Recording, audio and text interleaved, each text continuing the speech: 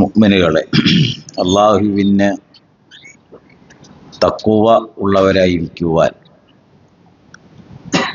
ഇഹപര ജീവിത വിജയം കരസ്ഥമാക്കുന്നതിന് വേണ്ടി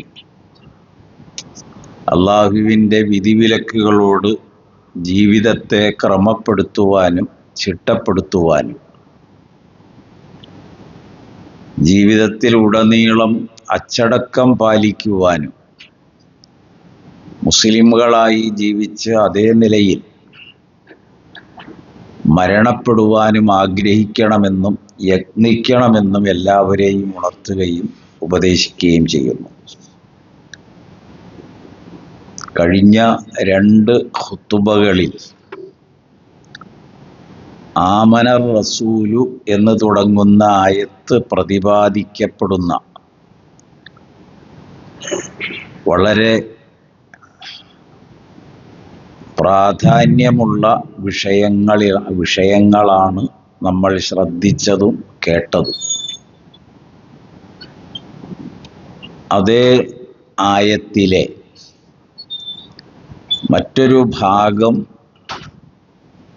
ഏറെ ഗൗരവത്തോടെ നാം ശ്രദ്ധിക്കേണ്ടത് അള്ളാഹു വിളംബരം ചെയ്യുന്നു. മനുഷ്യരിൽ ഓരോരുത്തരും അവരവരുടെ ജീവിത സാഹചര്യത്തിന് ഇണങ്ങുന്ന ക്രമത്തിലും കഴിയുന്ന അവസ്ഥയിലും അള്ളാഹുവിന് വഴിപ്പെട്ട് ജീവിക്കണം എന്നതായിരുന്നു കഴിഞ്ഞ ഖുതുബയുടെ പരാമർശം. ലാ യുകല്ലിഫുല്ലാഹു നഫ്സൻ ഇല്ലാ വുസ്അഹാ. എന്നിട്ട് അള്ളാഹു നമ്മോട് അറിയിക്കുന്ന ഒരു യാഥാർത്ഥ്യമുണ്ട്. ലഹാ മാ കസബത്ത് വ അലൈഹാ മക്തസബത്ത്. ഇത് പലപ്പോഴും നമ്മൾ ശ്രദ്ധിക്കാതെ പോകുന്ന ഒരു വിളംബരമാണ്. ഓരോ മനുഷ്യനും അവന് കഴിവുള്ളതാണ് ചെയ്യേണ്ടത്, കഴിയാത്തത് തത്രപ്പെട്ടും ഞെരുങ്ങിയും കഷ്ടതകൾ സഹിച്ചും നിർവഹിക്കേണ്ടതില്ല എന്ന് പറഞ്ഞിട്ട് ആ ഓരോ മനുഷ്യനും അവൻ പ്രയത്നിച്ചതാണ് ഉണ്ടാവുക. അവൻ ജീവിതത്തിൽ നിറവേറ്റിയ ജീവിത നന്മകൾ എന്തൊക്കെയാണോ അതാണ് ആ മനുഷ്യന് കൂട്ടായി വരിക. അവൻ്റെ ജീവിതത്തിൽ അറിഞ്ഞും അറിയാതെയും ചെയ്തു പോന്ന തിന്മകൾ എത്രയാണോ വഅലൈഹാ മക്തസബത്ത്, അതും അവൻ തന്നെയാണ് നേരിടേണ്ടതും കണ്ടുമുട്ടേണ്ടതും. റബ്ബന ലാ തുആഖിദിന, ഞങ്ങളുടെ നാഥ, ഞങ്ങളെ നീ പിടിച്ച് ശിക്ഷിക്കരുത്, പിടിച്ചുലയ്ക്കരുത്. ഇൻ നസീന, ജീവിതത്തിൽ ഞങ്ങൾ മറന്നുപോയി എന്ന കാരണത്താൽ, ഔ അഖ്തഅന, അല്ലെങ്കിൽ ഞങ്ങളുടെ ജീവിതത്തിൽ പിഴവുകൾ സംഭവിച്ചു എന്നതിൻ്റെ പേരിലും ഞങ്ങളെ നീ പിടിച്ച് ശിക്ഷിക്കരുത്. റബ്ബന വലാ തഹ്മിൽ അലൈനാ ഇസ്റൻ, ഞങ്ങളുടെ നാഥ, ഞങ്ങളുടെ മേൽ വഹിപ്പിക്കരുത്, ചുമടെടുപ്പിക്കരുത് പാപഭാരങ്ങൾ. കമാ ഹമൽതഹു അലല്ലദീന മിൻ ഖബ്ലിന, ഞങ്ങൾക്ക് മുൻപ് ജീവിച്ചു പോയ ഒരു ജനസമൂഹത്തെ നീ എങ്ങനെയാണോ വഹിപ്പിച്ചത് അതുപോലെ ഞങ്ങളെ അതിനകത്ത് ഉൾപ്പെടുത്തരുത്. റബ്ബന വലാ തുഹമ്മിൽന, ഞങ്ങളുടെ നാഥ, ഞങ്ങളെ നീ ചുവടെടുപ്പിക്കരുത്. മാ ലാ ത്വാഖത ലന, ഞങ്ങൾക്ക് കഴിയാത്തത് കൽപ്പിച്ചുകൊണ്ട്. ബിഹി, ഏത് കൽപ്പനകളായാലും കഴിയാത്തത് ഞങ്ങളെ വഹിപ്പിക്കരുത്. അതുകൊണ്ട് വഅഫു അന്ന, ഞങ്ങളോട് നീ വിടുതൽ ചെയ്യണമേ. വഗ്ഫിർ ലന, ഞങ്ങളുടെ ദോഷങ്ങളൊക്കെ നീ ഞങ്ങൾക്ക് പുറത്തു തരേണമേ. വർഹംന, അതിൻ്റെ മേൽ ഞങ്ങളുടെ മേൽ നീ റഹ്മത്ത് കരുണ വർഷിക്കണമേ. അൻത മൗലാന, നീയാണ് ഞങ്ങളുടെ യജമാനനും ഉടമയും. ഫൻസുർന അലൽ ഖൗമിൽ കാഫിരീൻ, നിഷേധികൾക്ക് മേൽ നീ ഞങ്ങളെ സഹായിക്കണമേ എന്ന പ്രാർത്ഥനയിലാണ് ആമനർ റസൂലു അവസാനിക്കുന്നത്. രണ്ട് മൂന്ന് കാര്യങ്ങളുണ്ട്. മനുഷ്യരിൽ എല്ലാവരിലും ഉണ്ടാകുന്ന രണ്ട് കാര്യങ്ങളാണ് മറന്നുപോവുക, പിഴവ് സംഭവിക്കുക. നബിയുടെ ഉമ്മത്തുകളുടെ പ്രത്യേകത വിവരിച്ച ഒരു ഹദീസില് നബി സല്ലല്ലാഹു അലൈഹി വസല്ലം അറിയിച്ചത് റുഫിയ അൻ ഉമ്മത്തി അൽ ഖത്ഉ വൻ നിസിയാൻ, എൻ്റെ ഉമ്മത്തുകളിൽ നിന്ന് അള്ളാഹു ഉയർത്തി കളഞ്ഞിരിക്കുന്നു പിഴവുകളും മറവികളും. മറവികൾ ഒരിക്കലും ഒരു കുറ്റകരമായ അനാസ്ഥയല്ല. മറന്നുപോയി എന്നതിൻ്റെ പേരിൽ ഒരാള് തൻ്റെ ജീവിതത്തിൽ ചെയ്യേണ്ട ഒരു കാര്യം ചെയ്യാതിരിക്കുകയോ അല്ലെങ്കിൽ നിറവേറ്റേണ്ട കാര്യങ്ങൾ നിറവേറ്റാതിരിക്കുകയോ കൊടുക്കൽ വാങ്ങൽ ക്രയവിക്രയങ്ങളിൽ കാലതാമസങ്ങൾ ഉണ്ടാവുകയോ ഒക്കെ ചെയ്യാം. അങ്ങനെ പല കാരണങ്ങൾ. പക്ഷെ അവർക്ക് ശാസനകളില്ല എന്നാണ് മറവിയുള്ള ഒരാൾക്ക്. അയാൾ മറന്നുപോയത് കൊണ്ട് തന്നെ അയാളുടെ മേൽ ശാസനകളില്ല. അതൊരു കുറ്റകരമായ അനാസ്ഥയായി ഇസ്ലാം പരിഗണിക്കുന്നില്ല എന്നും അത് അള്ളാഹു എൻ്റെ ഉമ്മത്തുകളിൽ നിന്ന് ഉയർത്തിക്കളഞ്ഞിരിക്കുന്നു എന്നുമാണ് അള്ളാഹുവിൻ്റെ റസൂൽ ഈ ഹദീസിൽ അറിയിച്ചത്. രണ്ട് പിഴവുകളാണ്. നമ്മൾ ശരി എന്ന അർത്ഥത്തിൽ നിർവഹിക്കുന്ന പലതും ജീവിതം തന്നെ പിഴവുകൾ പറ്റിപ്പോകാറുണ്ട്. അതും ശിക്ഷാർഹമായ ഒരു കുറ്റമല്ല എന്നതാണ് അള്ളാഹുവിൻ്റെ റസൂല് ബോധ്യപ്പെടുത്തിയത്. ഇനി അത് എങ്ങനെ എന്തെല്ലാം അളവിൽ ജീവിതത്തിൽ ഉണ്ടാകുന്നു അതെല്ലാം നീ ഞങ്ങളിൽ നിന്ന് പരിഹരിക്കുകയും ദോഷകരമായ രീതിയിൽ അത് നിലനിൽക്കാതിരിക്കാൻ ശ്രമിക്കുകയും ചെയ്യണം എന്നതാണ് ഈ ആയത്ത് നമ്മെ ബോധ്യപ്പെടുത്തുന്നത്. രണ്ട്, നമ്മുടെ ജീവിതത്തിൽ പല ക്രമത്തിലുള്ള സമ്മർദ്ദങ്ങൾ രൂപപ്പെടാറുണ്ട്. ലോകമെമ്പാടുമുള്ള മുസ്ലിമുകൾ ഏതെല്ലാം രാജ്യത്താണെങ്കിലും ആ സമ്മർദ്ദങ്ങൾ എന്നത് ഒന്നുകിൽ അധികാര വർഗങ്ങളുടെ ഭാഗത്ത് നിന്നായിരിക്കും,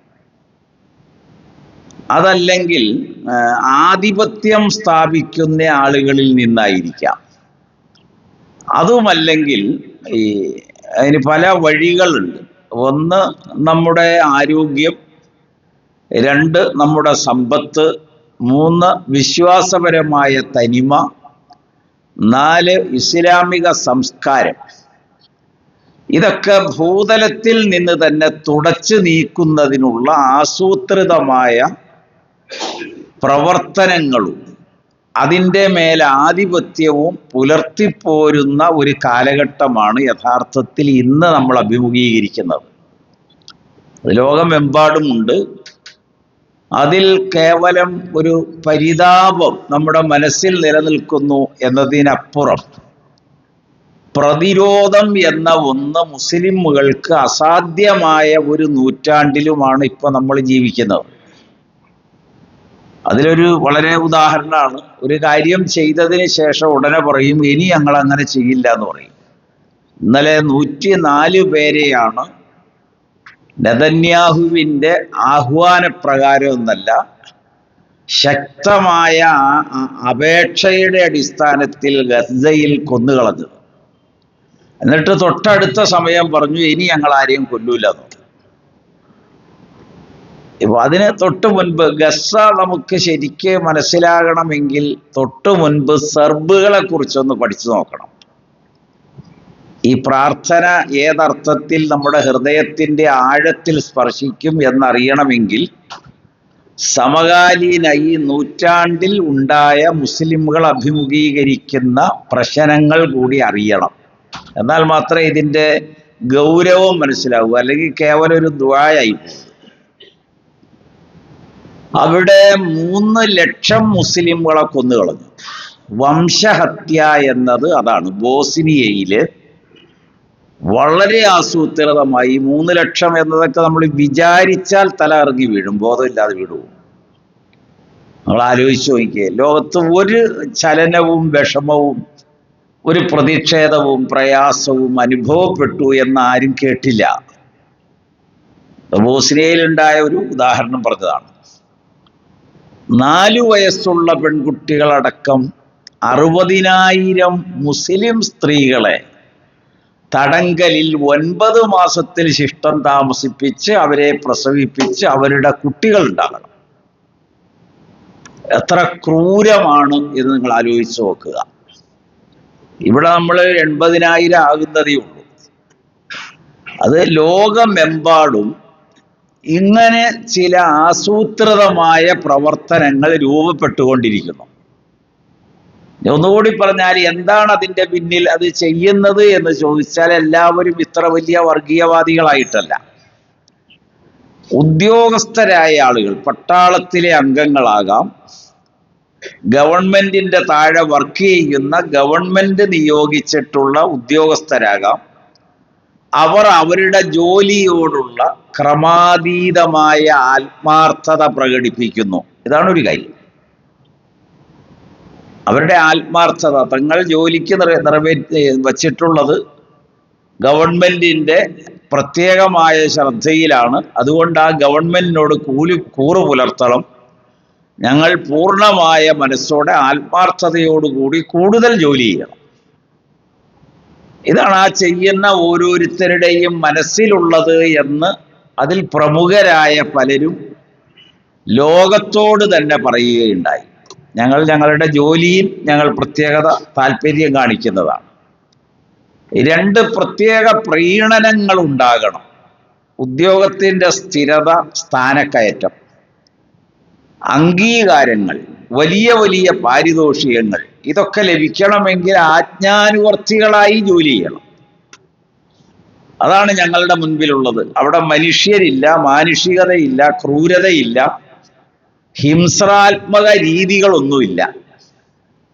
ഞങ്ങളുടെ ഡ്യൂട്ടി ചെയ്യുകയാണ്. അതിൻ്റെ മുൻപിലുള്ളവരെല്ലാം അതിൽ പെട്ടുപോകുന്നു. ഞങ്ങൾക്ക് അശേഷം ഉള്ളില് ഒരു പ്രയാസവും തോന്നുന്നില്ല എന്നാണ് അതിൽ ഭാഗവാക്കായ ഓരോ അംഗങ്ങളും വെളിപ്പെടുത്തുന്നത്. രണ്ടാമതൊരു കാര്യമുള്ളത്, ഒരു സംസ്കാരം നിലനിൽക്കുക. അത് ഞങ്ങളെ സംബന്ധിച്ച് ഞങ്ങളുടെ സംസ്കാരമല്ലാത്തതിനാൽ അത് ഇല്ലാതാവുക എന്നത് ഞങ്ങളുടെ അടിസ്ഥാന തത്വമാണ്. അതുകൊണ്ട് ആ അടിസ്ഥാന കാര്യത്തിന് വേണ്ടി ഞങ്ങൾ നിലകൊള്ളുന്നു, പ്രവർത്തിക്കുന്നു, പെരുമാറുന്നു. ഒരു സംസ്കാരം തന്നെ നശിപ്പിച്ചു കളയുക. ഭൂതലത്തിൽ ഒരു വംശം നിലനിൽക്കുന്നതിനെ ഇഷ്ടപ്പെടാത്തത് കൊണ്ട് ഉന്മൂലനമാണ്, വംശീയ ഉന്മൂലനം. വംശീയതയുടെ മേലുള്ള കടന്നുകയറ്റമല്ല, ഭൂതലത്തിൽ നിന്ന് തുടച്ചു മാറ്റുക എന്നതാണ്. ഇതാണ് ഞങ്ങൾ ചെയ്യുന്ന കാര്യം. ഞാനൊരു ഉദാഹരണമാണ് ഈ 2 കാര്യങ്ങളിലും പറഞ്ഞത്. മനുഷ്യരെ സംബന്ധിച്ച്, പ്രത്യേകിച്ച് മുസ്ലിമുകളെ സംബന്ധിച്ച് ഈ പ്രാർത്ഥന അവരുടെ ജീവിത നിലനിൽപ്പിന്റെ മാത്രമല്ല, അഭിമാനകരമായ ജീവിതത്തിന് ഉതകുന്നതാണ്.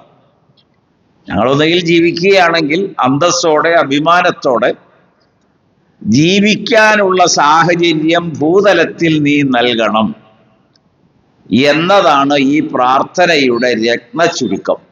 ഏറ്റവും ചുരുക്കി പറഞ്ഞാൽ അതാണ് പറയാനുള്ളത്. വെറും മൃഗത്തെ പോലെ ആകരുത്. മനുഷ്യൻ എന്ന നിലയിൽ അടിമത്തം അനുഭവിക്കുന്ന അവസ്ഥ വരരുത്. മറ്റുള്ളവരുടെ ചവിട്ടിമെതിക്കലുകൾക്ക് വിധേയമാകുന്ന അവസ്ഥയുണ്ടാകരുത്.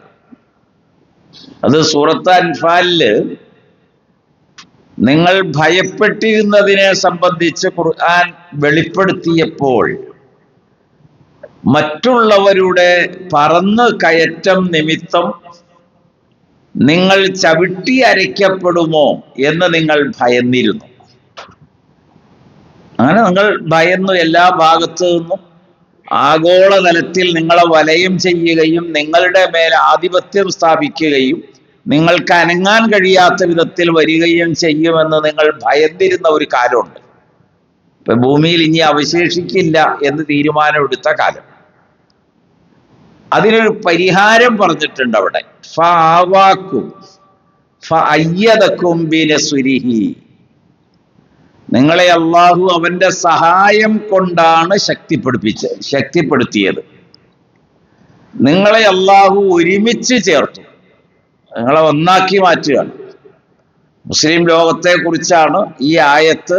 ലോകത്തുള്ള മുഴുവൻ മുസ്ലിം അംഗങ്ങളെയും ഉൾപ്പെടുത്തിക്കൊണ്ടാണ് ആയത്തിന്റെ സമർപ്പണം. അപ്പൊ പടച്ചവന്റെ സഹായം ഉണ്ടായി. ആ സഹായം ഉണ്ടാകണമെന്ന് മാത്രമല്ല, നിലനിൽക്കണം എന്നതുകൂടി ആഗ്രഹിക്കുന്നു ഈ പ്രാർത്ഥനയിൽ.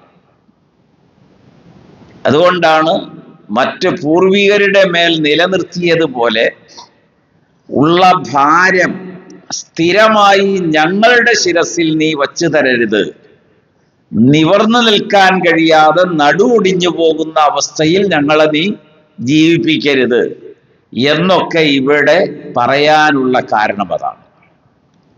മറ്റൊന്ന്, ഖുർആൻ ഈ ആയത്തിൽ ബോധ്യപ്പെടുത്തിയ മൂന്നാമതൊരു കാര്യമുള്ളത്, ഞങ്ങൾക്ക് കഴിയാത്ത ഒരു നിയമവും ഞങ്ങളുടെ മേൽ ഉണ്ടാകാൻ നീ അനുവദിക്കാതിരിക്കണം. ചുമക്കാൻ കഴിയാത്ത ചുമടെടുപ്പിക്കരുത്. മുസ്ലിമുകളായി ജീവിക്കണമെങ്കിൽ ആശ്വാസം വേണം, സ്വാതന്ത്ര്യം വേണം, വ്യക്തികളുടെ സ്വതന്ത്രമായ അഭിപ്രായം രൂപപ്പെടാൻ കഴിയണം. അങ്ങനെ പലതും ഉണ്ട്. അതിനൊക്കെ കഴിയാതെയാണ് വരുന്നത് എങ്കിൽ അങ്ങനെ ഒരു അവസ്ഥ ഞങ്ങളിൽ ഉണ്ടാക്കരുത്. വലാ തുഹമ്മിൽ അലൈന മാ ലാ ത്വാഖത ലനാ ബി. ഞങ്ങൾക്ക് കഴിയാത്തത് ചുമപ്പിക്കരുത് എന്നാണ്. ഇപ്പൊ നമ്മൾ ആശങ്കയോടെ ഇന്ത്യയിലുള്ള എല്ലാ ന്യൂനപക്ഷങ്ങളും, മുസ്ലിമുകളാണ്, മറ്റെല്ലാവർക്കും അതിൻ്റെ പട്ടികയിൽ പേര് വരും. മുസ്ലിം നാമങ്ങളാണെങ്കിൽ അത് പേരുണ്ടാവില്ല. അങ്ങനെ കുറേ നിയമങ്ങൾ ഉണ്ടാവും. എങ്ങനെയാണ് നിയമങ്ങളെ മറികടക്കുക എന്ന് ചോദിച്ചാൽ, ഒന്ന്, അടിസ്ഥാനപരമായി ധാർമ്മിക നിയമങ്ങൾ പാലിക്കപ്പെടേണ്ടതാണെന്ന് എല്ലാവരും അംഗീകരിക്കുക എന്നതാണ് അതിൻ്റെ ഒന്നാമത്തെ നിബന്ധന. രണ്ട്, തെറ്റായി രൂപപ്പെടുന്ന നിയമങ്ങളെ പ്രതിരോധിക്കാൻ ശക്തമായ മാനുഷിക കൂട്ടായ്മ വളരുക മാത്രമല്ല, അത് നിലനിർത്തുക കൂടി ചെയ്യണം. സാന്ദർഭികമായി ഒരു കൂട്ടായ്മ ഉണ്ടായാൽ പോരാ, അത് നിലനിൽക്കണം. അങ്ങനെ നിലനിന്ന് കഴിഞ്ഞാൽ മാത്രമേ, തെറ്റായ നിയമങ്ങൾ രൂപപ്പെട്ട് കഴിഞ്ഞാൽ അത് മനുഷ്യരുടെ മേൽ പ്രാവർത്തികമാക്കുന്നത് പ്രതിരോധിക്കാൻ കഴിയൂ. അതാണ് രണ്ടാമത് ഈ പ്രാർത്ഥനയിൽ അള്ളാഹു നമ്മെ ബോധ്യപ്പെടുത്തിയതും നമ്മെ കൊണ്ട് ആവശ്യപ്പെടുന്നതും. ഞങ്ങളോട് നീ വിടുതൽ ചെയ്യണം എന്ന് പറഞ്ഞാൽ നീ എടുത്ത് ശിക്ഷിക്കരുതെന്നാണ്. അഫ്വ് ഏറ്റവും കൂടുതൽ മുസ്ലിമുകൾ ചോദിക്കുന്നത് റമദാനിന്റെ അവസാനത്തെ 10 ദിവസമാണ്. അല്ലാഹുമ്മ ഇന്നക അഫ്വുൻ തുഹിബ്ബുൽ അഫ്വ ഫഅഫു അന്നാ എന്ന് എത്രയോ ലക്ഷോപലക്ഷം പ്രാവശ്യം ഒരു മുസ്ലിം തൻ്റെ ജീവിതത്തിൽ ആവർത്തിക്കുന്നു. വിടുതൽ ചെയ്യണമെന്നാണ് ആ വാക്കിന്റെ അർത്ഥം. തെറ്റുകുറ്റങ്ങൾ ഇല്ല എന്നല്ല, ഉള്ളത് നീ വിട്ടുവീഴ്ച ചെയ്തു തരണം. കാരണം ഞങ്ങൾ മനുഷ്യരോട് ഉള്ളിൽ വച്ചുകൊണ്ട് പകയും വിദ്വേഷവും ശത്രുതയും അക്രമവും ഒക്കെ ഉള്ളിൽ വച്ച് മരണം വരെയും ജീവിക്കുന്നവരല്ല. ഞങ്ങളതെല്ലാം ഞങ്ങളുടെ കുടുംബാദികൾ, നാട്ടുകാര്, സുഹൃത്തുക്കൾ, അയൽവാസികൾ, ഇങ്ങനെ തുടങ്ങി എല്ലാവരോടുമുള്ള എന്തു കുറവുകൾ ഉണ്ടെങ്കിലും ഞങ്ങളത് വിട്ടുവീഴ്ച ചെയ്യുകയാണ്. അതുകൊണ്ട് നീ ഞങ്ങൾക്ക് വിട്ടുവീഴ്ച ചെയ്യണമെന്നാണ്. അങ്ങനെയാണ് അതിനുള്ള അർഹത നേടുന്നത്. നമ്മൾ നമ്മുടെ സഹോദരങ്ങളോട് കഠിനമായ ഹൃദയം വച്ച് പുലർത്തുകയും അള്ളാഹുവോട് ദയാവായ്പ തേടുകയും ചെയ്യുന്നതിൽ അർത്ഥമില്ല. അള്ളാഹു ലത്തീഫ് ആയതുകൊണ്ട് അവനോട് ചോദിക്കാം. പക്ഷേ ജീവിതത്തിൽ നമ്മൾ ചെയ്യേണ്ട നമ്മുടെ പരിസരങ്ങളോട്, കുടുംബാദികളോട്, ബന്ധുമിത്രാദികളോട് ഉള്ള നമ്മുടെ സമീപനത്തിൽ അയവ് വരണം, വിടുതൽ ചെയ്യണം. പിന്നെ അവർക്കെതിരില്ല കേസൊന്നുമില്ല, അക്രമങ്ങളൊന്നുമില്ല, പകയും വിദ്വേഷവും ശത്രുതയൊന്നുമില്ല. ഇതൊക്കെയാണ് ഈ ആയത്ത് നമ്മെ പഠിപ്പിക്കുന്നൊരു വലിയ മഹത്തായ ആശയം. വഗ്ഫിർ ലന, ഞങ്ങൾക്ക് നീ പുറത്തു തരയണമേ. ഏറ്റവും അവസാനിപ്പിക്കുന്ന അവസാനത്തെ രണ്ട് കാര്യങ്ങളിൽ ഒന്ന് ഗുഫ്റാനാണ്. ആമനർ റസൂല് ആരംഭിക്കുന്നിടത്ത് തന്നെ ഗുഫ്റാനക്ക എന്ന് പറഞ്ഞിട്ടാണ് ഖാലു സമീഅനാ വഅതഅന എന്ന് പറഞ്ഞിട്ട് നമ്മൾ ആവശ്യപ്പെടുന്നത് ഗുഫ്റാനക്ക റബ്ബന, ഞങ്ങളോട് നീ പുറത്തു തരയണമേ, എല്ലാ ദോഷങ്ങളും ഞങ്ങൾക്ക് പുറത്തു തരണമെന്നാണ് അതിൻ്റെ ആദ്യ ഭാഗം ആവശ്യപ്പെട്ടത്. ആയത്ത് അവസാനിപ്പിക്കുമ്പോഴും അതൊരു വലിയ അപേക്ഷ എന്ന നിലയിൽ വരികയാണ്. വഗ്ഫിർ ലനാ, ഞങ്ങൾക്ക് നീ പുറത്തു തരയണമേ. അവസാനിപ്പിക്കുന്ന വാചകമാണ് ഏറെ പ്രാധാന്യം. അത് നമ്മുടെ ഒന്നും പ്രയത്നം വഴി ഉണ്ടാകേണ്ടതല്ല, അള്ളാഹുവിൻ്റെ കനിവാണ്, റഹ്മത്ത്.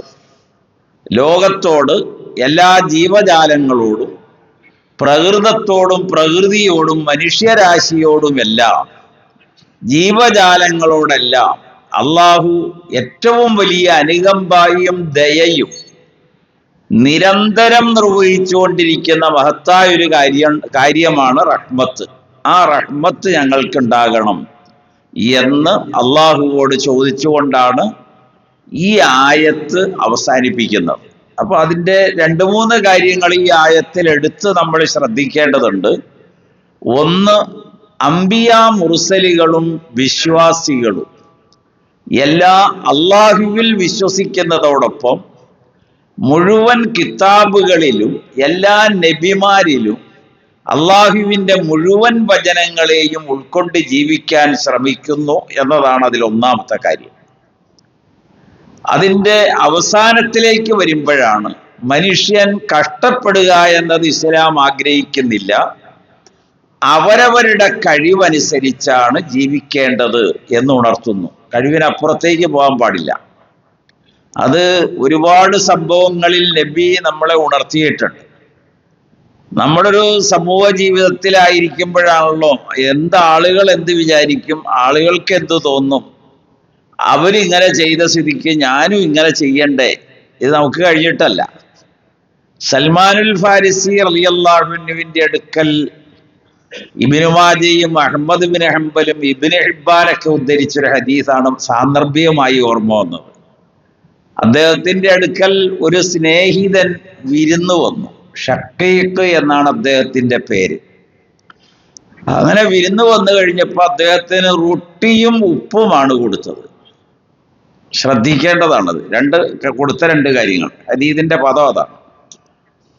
അങ്ങനെ റൊട്ടിയും ഉപ്പും കൊടുത്തു. അദ്ദേഹം കഴിച്ചുകൊണ്ടിരുന്നപ്പോൾ ഇതിനോടൊപ്പം സുഗന്ധമുള്ള ഒരു ഇലയുണ്ട്. അതുകൂടി ഉണ്ടായിരുന്നെങ്കിൽ വളരെ സന്തോഷകരമാവുകയായിരുന്നു, തൃപ്തിയാവുമായിരുന്നു എന്ന്. നമ്മൾ സദ്യക്ക് പപ്പടവും പഴവും കഴിഞ്ഞിട്ട് പായസം വേണമല്ലോ, 3-4 തരം, ഐസ്ക്രീമും വേണ്ടേ. ഇതിങ്ങനെ പറയുകയാണ്, ഇദ്ദേഹം സൽമാനോടാണ് പറയണത്. അപ്പൊ അദ്ദേഹം പറഞ്ഞു, എന്നാലാണ് നിങ്ങൾക്ക് തൃപ്തി വരുന്നത് എങ്കിൽ, ഇതിന്റെ അവസാനത്തൊരു വാക്കുണ്ട്, അതിനുവേണ്ടിയാണ് ഇത് പറഞ്ഞു വരുന്നത്. അദ്ദേഹത്തിന്റെ വുളു എടുക്കുന്നതിന് ഉപയോഗിച്ചിരുന്ന തോൽപാത്രം അതൊരാളുടെ അടുത്ത് കൊണ്ടുപോയി വച്ച് പൈസ വാങ്ങി. എന്നിട്ട് ഇത് ക്ഷണമായിട്ട് നടക്കുന്ന കാര്യമാണ്. ഈ പറഞ്ഞ ഇലവർഗങ്ങൾ കൂടി മേടിച്ചു കൊണ്ടുവന്ന് കൊടുത്തു. അത് കഴിച്ചു കഴിഞ്ഞപ്പോൾ അദ്ദേഹം പറഞ്ഞു, വളരെ സംതൃപ്തിയായി, സന്തോഷമായി, നിങ്ങളുടെ ഈ വിരുന്ന് സൽക്കാരം, അതിൽ ഞാൻ തൃപ്തനാണ്. അപ്പൊ അദ്ദേഹം പറഞ്ഞു, നിങ്ങൾ തൃപ്തനാണ് എങ്കിലും ഞാൻ വുളു എടുക്കുന്നതിന് വെള്ളം എടുത്ത് കൊണ്ട് നടന്നിരുന്ന ഒരു തോൽപാത്രമുണ്ട്, അത് ഇന്നയാളുടെ അടുക്കൽ എത്തുമായിരുന്നില്ല. ഞാൻ തന്ന ഭക്ഷണം നിങ്ങൾ തൃപ്തിപ്പെട്ടിരുന്നുവെങ്കിൽ എന്തുമാത്രം രണ്ട് വലിയ സന്ദേശം ഈ വാക്കിനകത്തുണ്ട്. ഒന്ന്, നമ്മൾ ലഭ്യമാകുന്നത് എന്തോ അതിൽ തൃപ്തിയുള്ളവരാകണം. അതാണ് അതിൽ ഏറ്റവും വലുത്. അതിൽ നമ്മളൊരു അതിർത്തിയോ കുറവോ കുറ്റമോ പറഞ്ഞാൽ ഇത് ചെയ്യുന്ന നടത്തുന്ന ആളിന് മനസ്സിന് വിഷമം വരും. അപ്പൊ ആ കുറ്റവും കുറവും പരിഹരിക്കാൻ അയാൾക്ക് കഴിയാത്തത് ഏറ്റെടുക്കേണ്ടി വരും. അവിടെയാണ് കാര്യം. ഒന്ന് നമ്മുടെ മനസ്സംതൃപ്തിക്ക് വേണ്ടിയാണ്, അയാൾക്ക് കഴിയില്ല, 100 രൂപ അയാളുടെ കയ്യിലുള്ളൂ, നമ്മുടെ തൃപ്തി നേടണമെങ്കിൽ 200 രൂപ ഉണ്ടാക്കണം. അപ്പൊ ആ 100 അയാൾ കടം വാങ്ങണം. അപ്പൊ നമ്മുടെയൊക്കെ നാട്ടിൽ നടക്കുന്ന പോലെ കല്യാണം കഴിഞ്ഞ് പിറ്റേ ദിവസം പന്തലുകാരൻ വരും, ഡെക്കറേഷൻകാർ വരും, മേക്കുകാരൻ വരും, മൈലാഞ്ചിക്കാരൻ വരും. ഇവർക്ക് കാശ് കൊടുക്കണമല്ലോ, ഇവന്റെ കയ്യിലില്ല. എത്ര ലളിതമാണ്. നബിയുടെ കാലത്ത് സൽമാൻ അൽ ഫാരിസി റളിയല്ലാഹു അൻഹുവിനെ എല്ലാവർക്കും അറിയാം. അദ്ദേഹത്തിന്റെ ജീവിതത്തിൽ ഒരു അതിഥി അദ്ദേഹത്തിൽ ഉണ്ടാക്കിയ വിന പറഞ്ഞിടത്താണ് ഈ സംഭവം പറഞ്ഞത്. അദ്ദേഹത്തിനുണ്ടായ വിഷമം അറിയിച്ചതാണ്. അങ്ങനെ മനുഷ്യർക്ക് കഴിയാത്തത് അള്ളാഹു ശാസിക്കാത്തത് കൊണ്ട് അവരവരുടെ കഴിവിൽ നിറവേറ്റുന്നതിൽ സഹകരണ ബുദ്ധിയോടെ തൃപ്തമായിരിക്കണം എന്ന് അള്ളാഹുവിന്റെ ദൂതൻ അറിയിച്ചതാണ് ഈ വചനത്തിലെ മറ്റൊരു സന്ദേശം. അള്ളാഹു നാം ഓരോരുത്തരെയും അനുഗ്രഹിക്കുകയും അവൻ തൃപ്തിപ്പെട്ട മുഅ്മിനീങ്ങളിൽ ഉൾപ്പെടുത്തുകയും ചെയ്യുമാറാകട്ടെ.